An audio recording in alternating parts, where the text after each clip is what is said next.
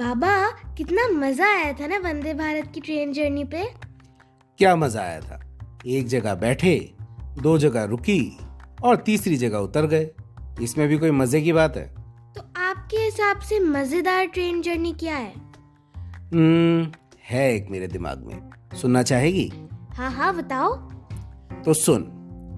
I think it was 2003 और 2004। हमारा एक फ्रेंड हुआ करता था, निखिल। उसकी दीदी की शादी थी इलाहाबाद में। उसने सबको कार्ड दिया, सबको बुलाया और सबसे यही एक्सपेक्ट किया कि सब आएंगे। पर किसी ने कोई गोली दे दी और किसी ने कुछ बोल दिया और अल्टीमेटली कोई भी वहां जाने को रेडी नहीं हुआ। शादी शायद 28 या 27 नवंबर की थी। मैं गुड़गांव से बाइक पे वापस आ रहा था शादी के ठीक एक दिन पहले। तेरे शरद चाचू का फोन आया। वो मेरठ में था और उसने मुझे फोन करके बोला, यार निखिल बहुत रो रहा है यार। मैंने पूछा, रो रहा है? रो क्यों रहा है? यार वो रो रहा है, वो कह रहा है मेरी बहन तुम्हारी बहन नहीं है ना, इसलिए तुम मेरी बहन की शादी में इलाहाबाद आना नहीं चाहते। मैंने कहा, यार ये तो ब्लैकमेलिंग वाली बात हो गई, पर ये तो ठीक नहीं है। फिर शरद बोला, चाहे ब्लैकमेलिंग हो चाहे कुछ हो, भाई जाना तो है। अब वो इतना रो रहा है तो हमें जाना पड़ेगा ना। तो मैंने उसको एक बात बोली। मैंने कहा, भाई ये बता, अगर जाना ही था तो पहले प्लान कर लेते। अब कल की शादी है और आज 5 बज गया है शाम का, कैसे पहुंचेंगे हम टाइम से? शरद बोला, अरे यार मैंने पता कर रखा है, तू चिंता मत कर। प्रयागराज जाती है रात को, मेरे ख्याल से 9 बजे चलती है दिल्ली से और गाजियाबाद स्टेशन पहुंच जाती है 15-20 मिनट में। हम वही पकड़ लेंगे और सुबह सुबह पहुंच जाएंगे।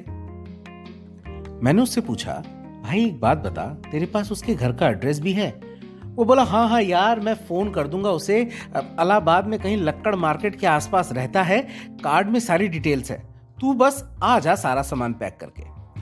मैं जैसे तैसे घर पहुंचा, थोड़ा बहुत जो भी समझ में आया पैकिंग किया और हम दोनों बड़ी मुश्किल से गाजियाबाद स्टेशन पहुंच गए। उन दिनों रास्ते इतने इजी नहीं हुआ करते थे।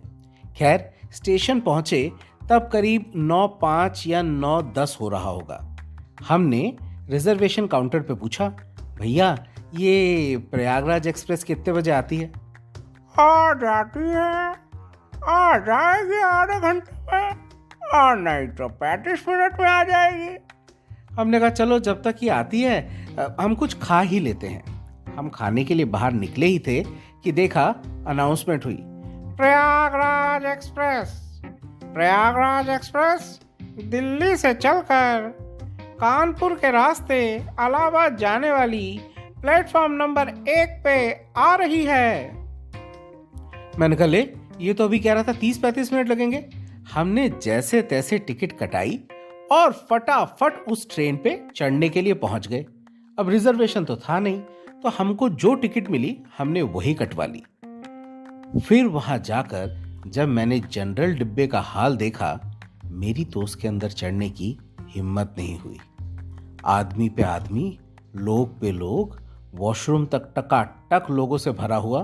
मैंने शरद की तरफ देखा और पूछा, यार कैसे जाएंगे अब? शरद गोयल बोले, चढ़ जाते हैं स्लीपर क्लास में, ज्यादा से ज्यादा टीटी अंकल थोड़े पैसे चार्ज करेंगे। चल चल, अब तो हम नौकरी करते हैं, इतना तो हम अफोर्ड कर ही सकते हैं। अब हमने ना इधर देखा ना उधर, एक साफ सुथरा डब्बा स्लीपर क्लास का, रिजर्वेशन क्लास का, और दोनों भाई उसमें चढ़ गए। चढ़ तो गए पर सारी सीट्स भरी हुई थी। अब बैठे तो बैठे कहां? 2-3 लोग दरवाजे के पास खड़े हुए थे। उन्होंने हमको देखा, शायद हमारी दुविधा को समझ गए और एक न्यूज़पेपर बिछा दिया। बोले, टिका लो, बैठ जाओ भैया।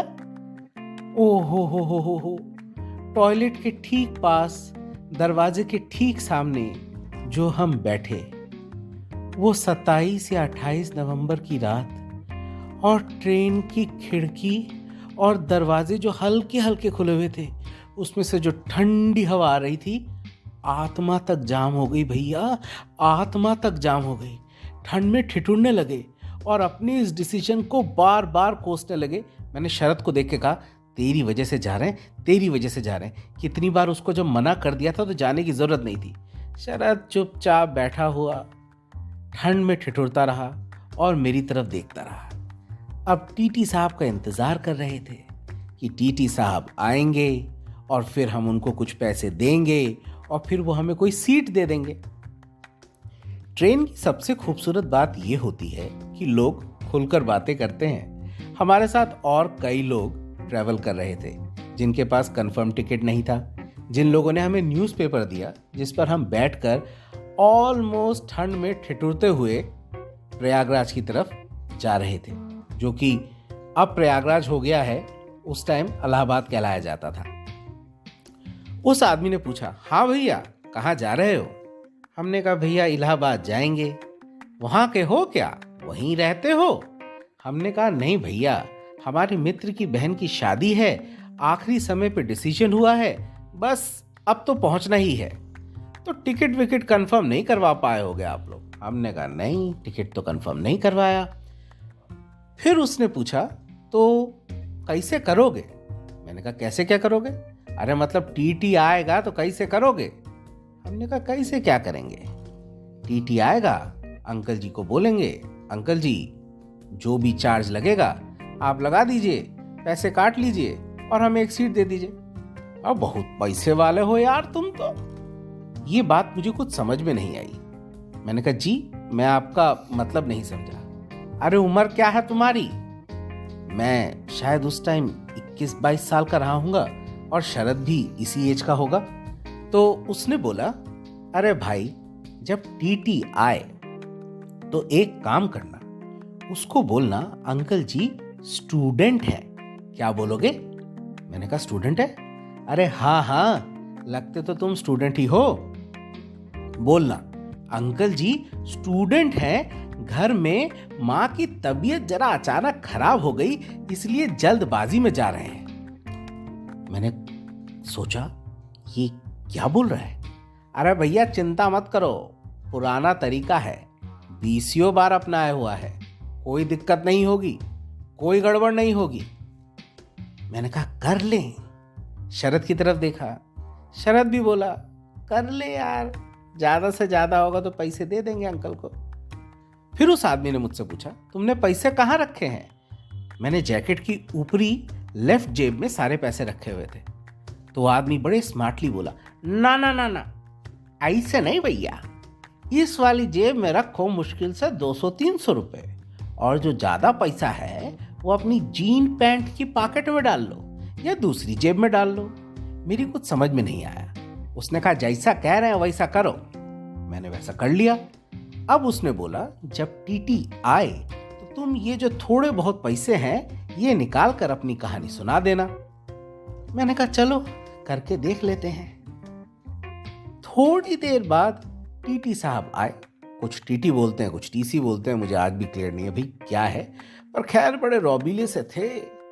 उन्होंने अपनी यूनिफॉर्म पहन रखी थी और बिल्कुल नीट एंड क्लीन। क्या प्रेस थी उस पे यार। उस ठंड के मौसम में भी टीटी साहब एकदम शाइन मार रहे थे। टीटी साहब ने पूछा, हाँ भाई कहाँ चले, कौन हो? मैंने थोड़ी सी नौटंकी करते हुए बोला, अंकल स्टूडेंट हैं, मम्मी की तबीयत खराब हो गई थी, अचानक प्लान बन गया, टिकट नहीं कटवा पाए।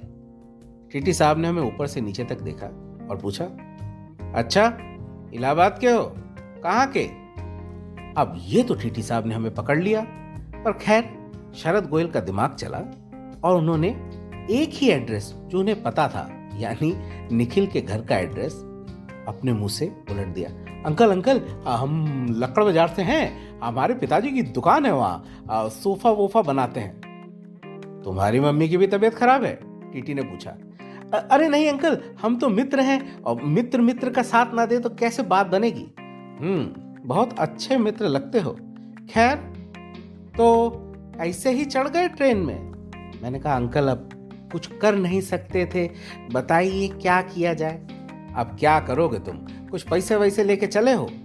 उसने जैसे ही ये बात बोली, मैंने उस जेब से जिसमें 100-200 रुपए रखे थे अपना हाथ मोड़ के कांपते हाथों से जैसे पिक्चर में दिखाते हैं, मुड़े तुड़े नोट आगे बढ़ा दिए।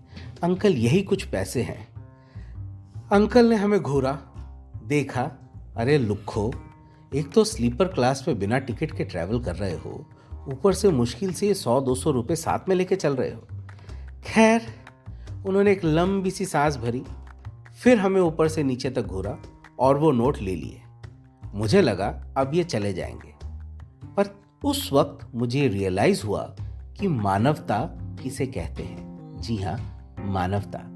टीटी साहब पीछे मुड़े और बोले, अरे भाई बच्चों, तुम्हारे पास ये रात भर में चाय वाय पीने के लिए और वहां स्टेशन से उतरकर रिक्शा विक्शा करने के पैसे हैं क्या?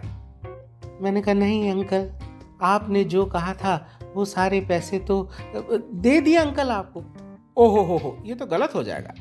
टीटी अंकल ने मानवता का धर्म अपनाते हुए उस 100-200 जो भी था रुपए में से 30-40 रुपए हमें वापस किए और बोला, सुनो, रख लो, चाय वाय पी लेना, अच्छे घर के लगते हो, और स्टेशन से रिक्शा करके ही घर तक जाना।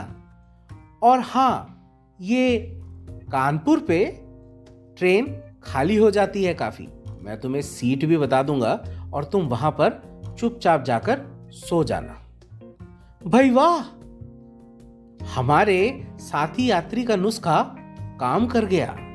हम स्टूडेंट बन गए और टीसी साहब ने ना सिर्फ ऑलमोस्ट 150 रुपए में हम दोनों को प्रयागराज में ट्रेवल करने दिया, प्लस हमें 30-40 रुपए भी दिए ताकि हम चाय, नाश्ता और रिक्शा अफोर्ड कर सके। है ना मजेदार ट्रेवल स्टोरी? हाँ, बहुत मजेदार है।